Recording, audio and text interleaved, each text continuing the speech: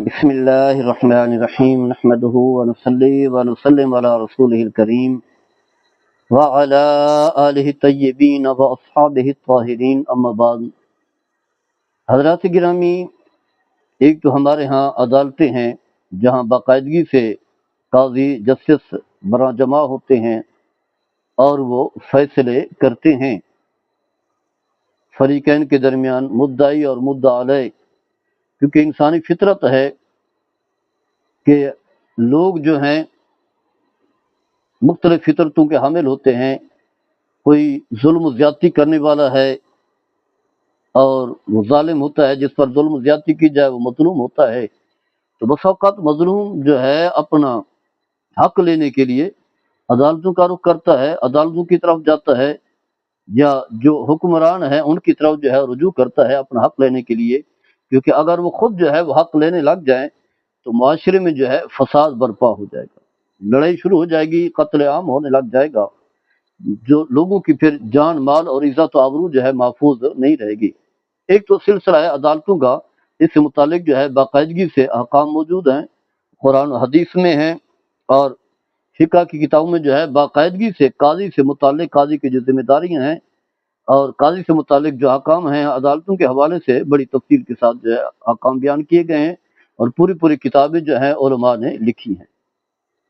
یعنی یہ کام بھی شریعت مطہرہ کے مطابق ہے، اس سے الگ نہیں ہے۔ دوسرا ہے جرگے کے حوالے سے، یعنی ثالثی کے حوالے سے، یا اسے تحکیم بھی کہا جاتا ہے، حکم بھی کہا گیا ہے، یعنی دو فریق جو ہے آپس میں ان کا اختلاف پیدا ہوا، کوئی معاملے میں اختلاف پیدا ہوا ہے، تنازع پیدا ہوا ہے، تو وہ کسی تیسرے ایک فریق کو یا ایک سے زائد فریق کو کہتے ہیں کہ یہ ہمارا فیصلہ کرے گا۔ دونوں اس پر راضی ہو جاتے ہیں، کیونکہ دونوں راضی ہوں گے تو تیسرا آدمی جو ہے فیصلہ قرار پائے گا، فیصلہ جو ہے کرے گا۔ اسے ثالث کہا جاتا ہے، اسے مصالحتی کمیٹی بھی کہا جاتا ہے، یعنی چند لوگوں کی کمیٹی ہوتی ہے، جیسا کہ ہمارے ہاں جو ہے نکاح طلاق کے حوالے سے بھی جو ہے یونٹ کونسلیں بنی ہوئی ہیں، یا مختلف علاقوں میں جو ہے جرگے چلتے ہیں، خاص کر کے قبائلی علاقوں میں جو ہے جرگے چلتے ہیں۔ اس علاقے کے چند لوگ جو ہیں وہ بیٹھ جاتے ہیں اور پھر دونوں فریقوں کی بات سنتے ہیں، اس کے مطابق جو ہے فیصلہ کرتے ہیں، اور ان کا فیصلے پر عمل کرنا ضروری ہوتا ہے۔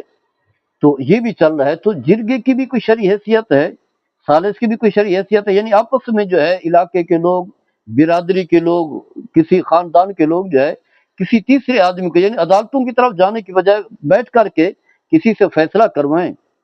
تو ایسا کیا جا سکتا ہے؟ یقیناً شریعت مطہرہ میں اس کی بکثرت مثالیں موجود ہیں، قرآن میں بھی ہے، حدیث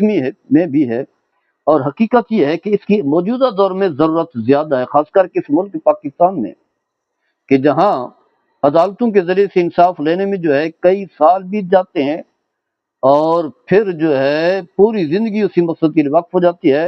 اور لاکھوں روپے جو ہے خرچ ہوتے ہیں، پھر بھی جو ہے امید نہیں ہوتی کہ انصاف مل سکے۔ کیوں؟ جس کے پاس جتنا بڑا وکیل ہوگا تو جج جو ہے اسی کی طرف دیکھے گا، کیونکہ اس نے جو ہے فرضی دلائل جو ہے وہ گھڑنے ہیں، جس کی وجہ سے جو ہے مظلوم کو اس کا حق جو ہے نہیں ملے گا۔ تو عدالتی انصاف جو ہے ملنا قدرے بہت زیادہ مشکل ہو چکا ہے۔ ایک تو یہ ہے کہ وکیل تلاش کریں، صحیح وکیل کم ہی ملتے ہیں، وکیل ملے تو پھر دوسرے کے ساتھ جو ہے دوسرے فریق کے ساتھ شامل ہو جاتے ہیں، جب اس کی طرف سے کوئی پیسہ ملے تو پھر جو ہے بیچارے مظلوم کو اور وکیل تلاش کرنا پڑتا ہے، پھر ایسے یعنی چلتے چلتے جو اس کے لاکھوں روپے خرچ ہو جاتے ہیں۔ پھر عدالتوں کا رخ ہے، اس سے پہلے جو ہے ایف آئی آر درج کروانا تھانوں کے اندر جو ہے اور قدرے جو ہے مشکل ہے، تو ایک لمبا وقت جو ہے اسی میں گزر جاتا ہے، انسان خود چلا جاتا ہے، اس کا بیٹا، کئی نسلیں کسی اپنے حق میں فیصلہ لینے میں، خاص کر کے جو زمین کے معاملات ہیں یا قتل کے معاملات ہیں، تو کافی طویل وقت جو ہے گزر جاتا ہے۔ اس کے مقابلے میں جو ہے فارسی کا معاملہ جو ہے بڑا آسان سا ہے، اور فیصلہ کرنے میں بھی کوئی مشکل نہیں ہوتی، کیونکہ برادری کے لوگ ہوتے ہیں، علاقے کے لوگ ہوتے ہیں، ہر معاملے کو صحیح طریقے سے جان چکے ہوتے ہیں۔ اس میں جو ہے سچ بولنے والے نے سچ ہی بولنا ہے، جھوٹ نہیں بولے گا۔ گواہی دینے والا بھی صحیح گواہی دے گا، اس میں جھوٹ نہیں بولے گا، کیونکہ انہیں پتہ ہے کہ اگر ہم جھوٹ بولیں گے تو انہیں معلوم ہے، کیونکہ علاقے کے لوگ ہیں، واقعے کو جانتے ہیں۔ تو لہذا صحیح فیصلہ جو ہے ہو پاتا ہے، اور نہ کوئی پیسے خرچ ہوتے ہیں، نہ جو ہے وہ ذہنی ٹینشن رہتی ہے کہ پتہ نہیں کب فیصلہ ہوتا ہے، پھر ایک عدالت کے بعد دوسرا، دوسرے کے بعد تیسرا، چلتے چلتے سپریم کورٹ تک جو ہے چلتے چلتے کتنا سال گزر جاتے ہیں، جبکہ وہاں فیصلہ کرنے میں تھوڑا سا وقت، زیادہ زیادہ چند دن لگ جاتے ہیں، آسانی سے فیصلہ بھی ہو جاتا ہے اور پیسے بھی خرچ نہیں ہوتے۔ اس حوالے سے قرآن کریم میں اللہ تبارک و تعالی نے ارشاد فرمایا ہے، جب میاں بیوی کے درمیان اختلاف پیدا ہو جائے، سورہ بقرہ میں ہے، فرمایا کہ وَإِنْ خِفْتُمْ شِقَاقَ بَيْنِهِمَا فَابْعَثُوا حَكَمًا مِّنْ أَهْلِهِ وَحَكَمًا مِّنْ أَهْلِهَا۔ اے مسلمانوں، اے کلمہ پڑھنے والو، اگر تمہیں خوف ہو، اندیشہ ہو کہ میاں بیوی کے درمیان، خاوند اور عورت کے درمیان جو ہے مخالفت اور ضد ہے، اور باہمی جو اختلافات ہیں وہ خود نہیں سلجھا سکتے، تو فرمایا کہ پھر چاہیے کہ ایک ثالث جو ہے مقرر ہو، تیسرا آدمی جو ہے نا، ایک مرد کی طرف سے ہو، اس کے اہل خانہ میں سے ہو، اس کے بھائی، والد، بھانجا، بھتیجا جو بھی ہو، اور دوسرا جو ہے وہ کیا ہے، عورت کی طرف سے، اس کے بھانجا ہے، ماموں ہے، چاچا ہے، جو بھی،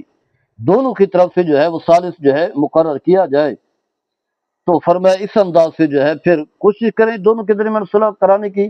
صلح نہیں ہو سکتی تو پھر وہی ہے جو ہم پہلے بھی بیان کر چکے ہیں، خلا کی صورت میں، فسخ نکاح کی صورت میں، یا طلاق کی صورت میں۔ حدیث پاک میں آتا ہے، حضرت سہل بن سعد رضی اللہ تعالیٰ عنہ اس حدیث کے راوی ہیں، فرماتے ہیں کہ اہل قبا کے رہنے والے لوگ جو ہیں باہمی کسی معاملے پر، کسی واقعے پر، کسی حالت پر جو ہے باہمی جو ہے وہ جھگڑنے لگے، یہاں تک کہ صورت جو ہے وہ ہاتھ پائی تک بڑھی، ایک دوسرے کو مارنے لگے، ایک دوسرے پر جو ہے پتھر جو ہے پھینکنے لگے۔ تو نبی کریم صلی اللہ تعالیٰ علیہ وسلم کو جب بتایا گیا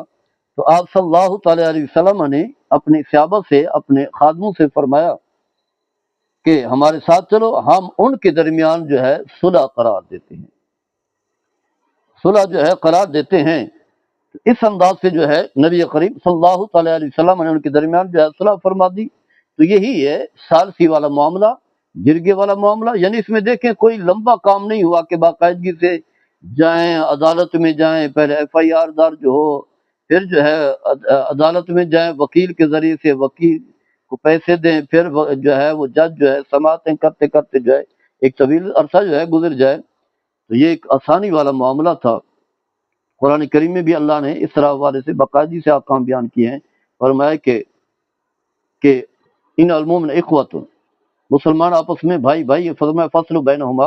ان دونوں کے درمیان صلح کروا دیں، یا اسی طرح فرمایا کہ اگر دونوں آپس میں جو ہے لڑ پڑیں، مار پیٹ پر جو ہے آ جائیں، تو فرمایا فاصلوا بین اخویکم، فرمایا اپنے بھائیوں کے درمیان جو ہے وہ صلح کرا دیں۔ سورہ حجرات میں اللہ نے بیان کیا ہے۔ تو گویا کہ ثالثی کا تصور جو ہے اسلام میں موجود ہے۔ اس حوالے سے ہم تفصیلی گفتگو آگے چل کر کے کریں گے۔ اللہ تعالیٰ ہم سب کو عمل کرنے کی توفیق عطا فرمائے۔